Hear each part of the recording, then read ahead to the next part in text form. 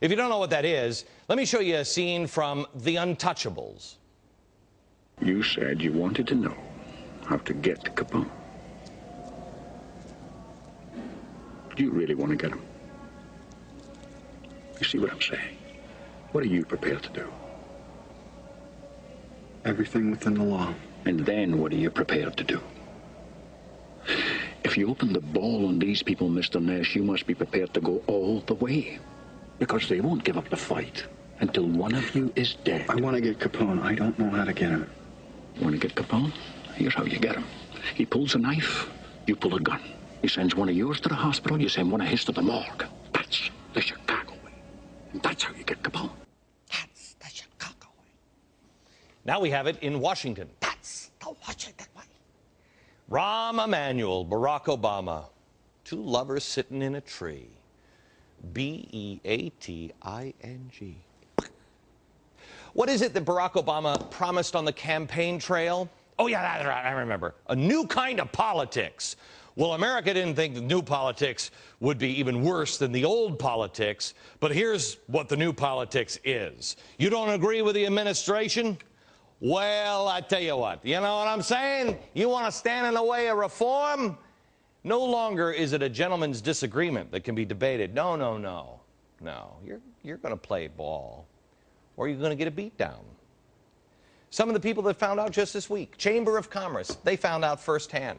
White House didn't seem to have a problem with the Chamber of Commerce. Oh, no. When they were on board for the bailouts, or the takeover of GM, and of course the stimulus package, I think you want to play ball, you know what I'm saying? Obama even whispered sweet, I love small businesses in their ear.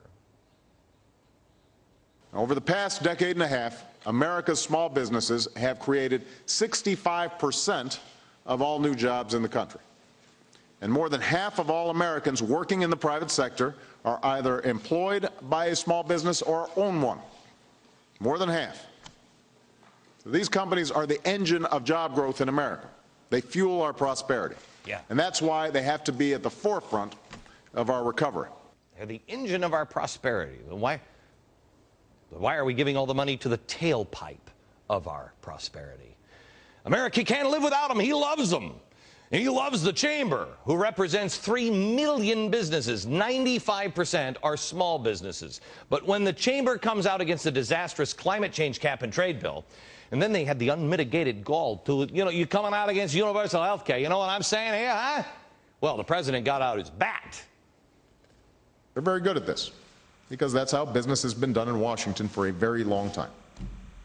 In fact, over the last 10 years, the Chamber alone spent nearly $500 million on lobbying. $500 million. Wow. I thought he loved small businesses. Well, he does, until they stop playing for the team. You know what once was the open door for ideas with the president and the Chamber of Commerce? Well, it's turned now into a White House battle with big evil power with millions of dollars to keep their expensive health care. Oh, yeah. Oh, that Chamber, they've got money, and money is bad. But who needs the Chamber anyway? I mean, what do they know about health care reform? We should talk to doctors. They know what's best to do on health care, don't they? They're on the front lines every day, and the president loves and respects our doctors, or I should say, used to. I mean, well, he likes some of them, and he doesn't like, the American Medical Association came out and said it wouldn't support a government-run plan, and then things got a little dicey for, I mean, how does he feel about doctors? I'm trying to remember. You come in, and you've got a bad sore throat, or your child has a bad sore throat, or has repeated sore throats. The doctor may look at the reimbursement system and say to himself, you know what, I make a lot more money if I take this kid's tonsils out. If that same diabetic ends up getting their foot amputated, that's $30,000, $40,000, $50,000. Immediately, the surgeon is reimbursed. Yeah. See what I'm saying? Ripping tonsils out of little kids. Little Bobby's got no tonsils, and little Freddie's got no feet now, eh? Sounds like somebody ain't playing for the team. Oh, by the way, everybody who agrees with us, join us for this photo op, will you? I am thrilled to have all of you here today, and you look very spiffy in your coats. So how about Humana Oh, yeah, the Humana Corporation, who had the goal to send out a mailing to seniors that talked about $500 billion Medicare and Medicaid cuts in the Baucus version of the health care bill. Well, were they suggesting that would lead to service cuts? What a crazy concept that is. No way a government-run health care could lead to service cuts. You know, okay, sure it is in Massachusetts, but yeah, you ignore all that, okay? You know what I'm saying? You're in the way of reform here. You want me to use this here on you, huh? And wipe that puss off your face. Time for the the Health and Human Service Secretary now to pick up the bat and investigate Humana for trying to scare seniors. Wow. I thought that was just having an opinion. That's what we used to call it, a difference of opinion. But let me boil it down. In the beginning of our country, we used to call it freedom of speech. Now we call it time for me to use the baseball bat. How about the insurance companies? When they were working for reform, oh, everything was great, everything was peachy. In recent months, we've heard every side of every argument from both sides of the aisle, and rightly so. Health insurance reform is a complex and critical issue that deserves a vigorous national debate, and we've had one. The approach that is emerging includes the best ideas from Republicans and Democrats, and people across the political spectrum.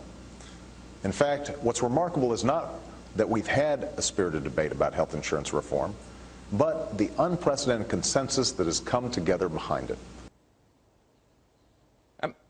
Did I just slip through a wormhole? I mean, I feel like I'm in a parallel universe. What did he just say? Unanimous consent and the Republicans were in on it? Really? Yeah, an insurance company. And then they decided to go and change their mind and screw it all up. When America's health insurance plans came out and said the current plans would in some ways make things worse, so that's not a good idea. Whenever we have tried to reform the system, the insurance companies have done everything in their considerable power to stop us. Yeah. Oh, they are a powerful enemy. Oh, they're out to do nothing but stop reform. Why would they want to stop reform? According to the president, insurance companies, you'll never guess, they're only going to stop reform because they're only thinking about one thing. Guess what it is? What I will not abide are those who would bend the truth or break it to score political points and stop our progress as a country. And what we all must oppose are the same old cynical Washington games that have been played for decades, even as our problems have grown and our challenges have mounted. Right. What a greedy bunch of profiteers, huh? They ain't being truthful to you, huh? Time for the bat. I got them. This time, Obama threatened to strip the insurance industry of its long-standing exemption from the federal antitrust lawsuits. That just happened this week. That means that they now control the prices of everything. They can run them out of business. Yeah, that happened this week. Did you know that?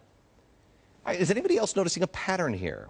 If you agree with this administration, well, my goodness, that's great. You know, if you don't, maybe it's time for the baseball bat. Maybe we need to try to shut you down, eh?